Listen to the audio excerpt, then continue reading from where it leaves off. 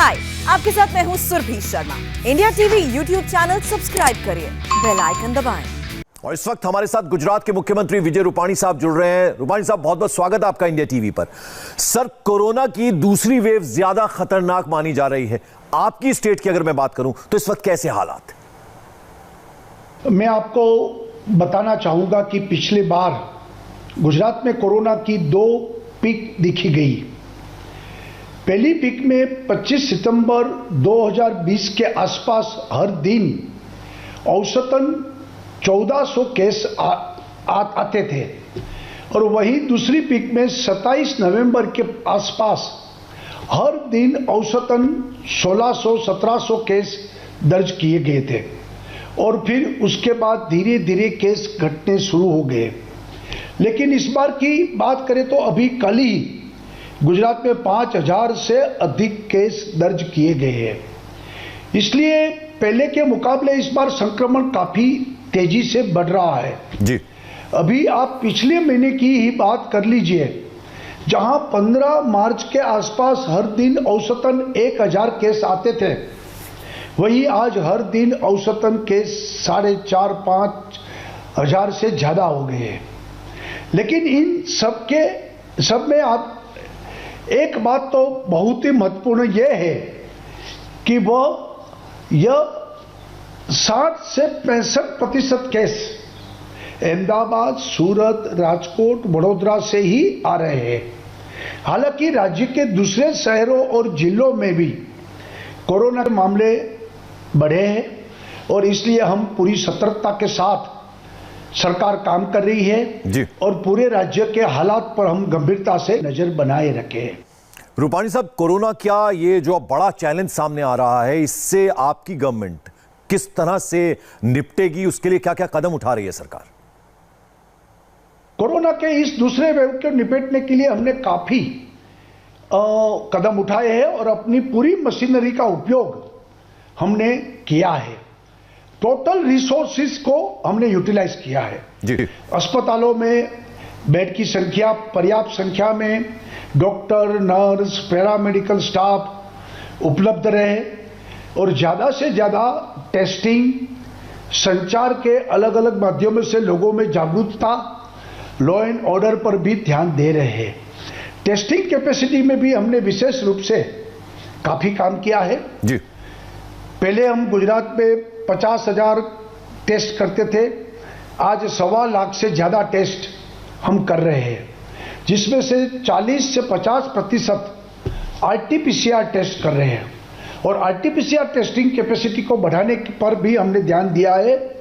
और अहमदाबाद जैसे बड़े शहरों में वॉक इन टेस्टिंग, यानी कि अलग अलग टेंट चौराहे पर लगाकर सीधी सुविधा लोगों को उपलब्ध किया ही है जी।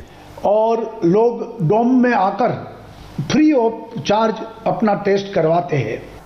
सर, सोशल मीडिया पर कई तरह की तस्वीरें आ रही हैं। ऐसा बताया जा रहा है कि मरीजों के लिए अस्पतालों में बेड्स कम पड़ रहे हैं। इसको लेकर क्या तैयारी है आपकी? देखिए, क्या है कि केस काफी बढ़े हैं। अस्पताल में भी हम हर रोज नए नए बेड्स बढ़ा रहे हैं, अस्पताल भी बढ़ा रहे हैं। इसलिए हमने तय किया है कि हॉस्पिटल में एसिम्प्टोमेटिक और माइल्ड केस वो दाखिल ना हो, वो अपने घर पे होम आइसोलेशन हो और वहाँ ही वो अपनी ट्रीटमेंट करे। तो इसलिए बहुत लोगों को बताना पड़ता है कि आपको हॉस्पिटल में ज़रूरत नहीं है, दवाइयाँ ले जाइए और घर पे आप आराम कीजिए, और दवाइयाँ लेकर आप धीरे धीरे उसमें से बाहर निकलेंगे। रूपाणी साहब, अगर मैं राज्य के 4 बड़े शहरों की बात करूं, अहमदाबाद की, राजकोट की, सूरत की और वडोदरा की, काफी बड़ी तादाद में मरीज कोरोना से यहां संक्रमित हुए हैं और काफी तेजी से संक्रमण फैल भी रहा है। स्टेट गवर्नमेंट की अगर मैं बात करूं, क्या तैयारी है इसको लेकर? वैसे मैंने पहले बताया कि पिछले लगभग 8 दिन में हमने 15,000 बेड्स अहमदाबाद, बड़ौदा, सूरत और राजकोट में बढ़ाए हैं, और वहाँ काफ़ी हमने टेस्टिंग भी मात्रा भी बढ़ाई है।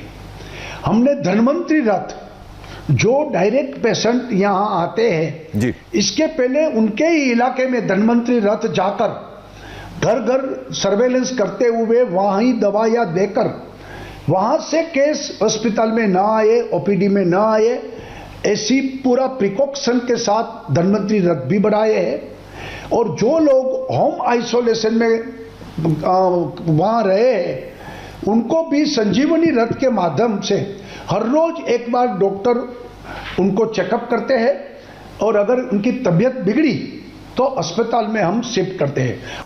सर, नाइट कर्फ्यू से अगर सोल्यूशन नहीं निकलता तो क्या लॉकडाउन ही विकल्प बचता है? क्या लॉकडाउन लग सकता है?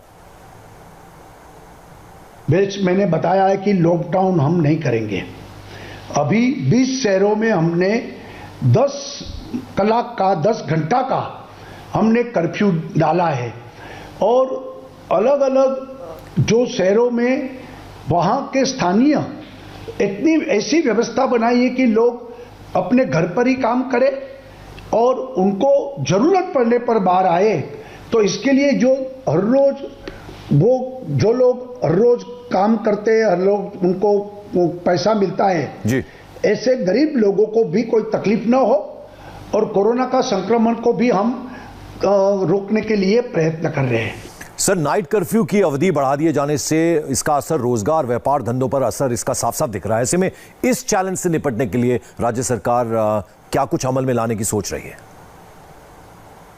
मुझे ऐसा लगता है कि पहले से जो फिक्स हो गया कि इतना घंटा सुबह 9 से शाम को 8 बजे तक ही काम करना है, तो उसमें वो लोग अपना व्यापार धंधा कर लेते हैं।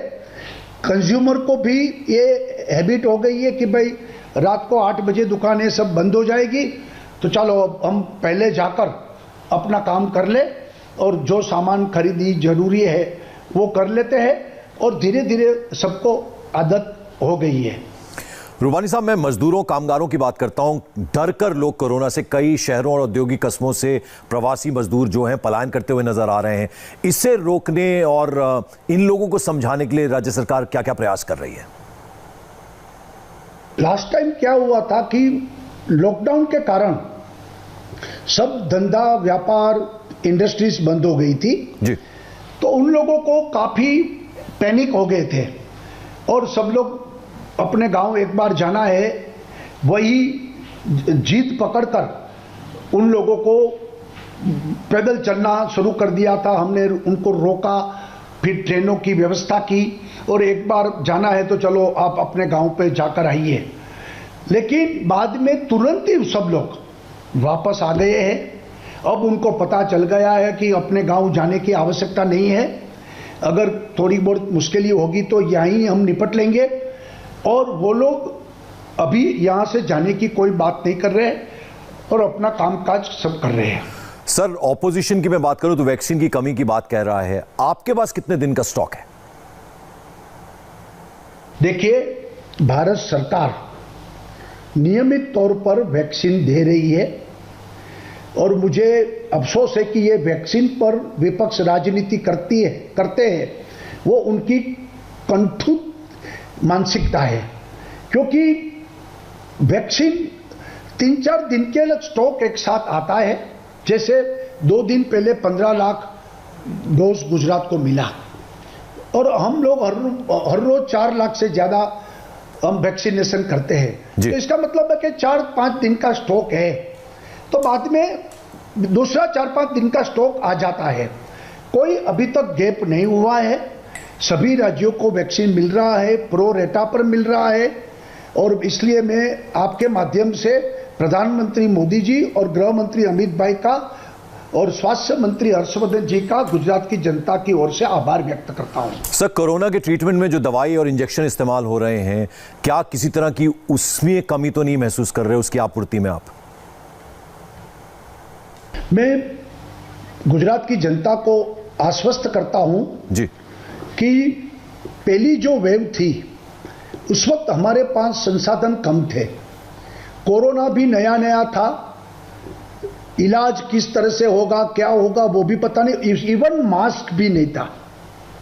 आज हम अच्छी स्थिति में है, मास्क है, पीपी किट है, वेंटिलेटर है, इंजेक्शन है और बेड्स भी है, अस्पताल भी है और कोरोना की प्रोटोकॉल, ट्रीटमेंट प्रोटोकॉल जी वो भी डॉक्टर को अपने एक्सपर्टी हो गई है।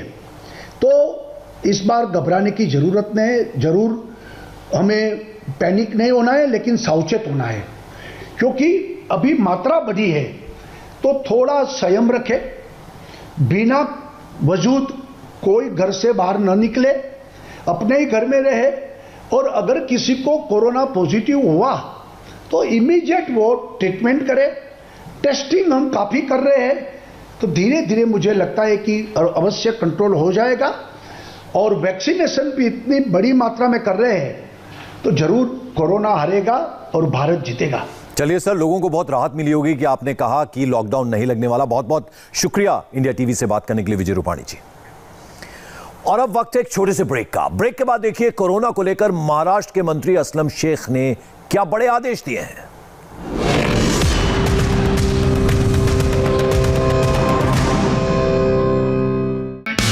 हाय, आई एम सुरभि शर्मा। खबरों से अपडेट रहने के लिए India TV YouTube channel subscribe करिए, साथ में बेल आइकन जरूर दबाएं।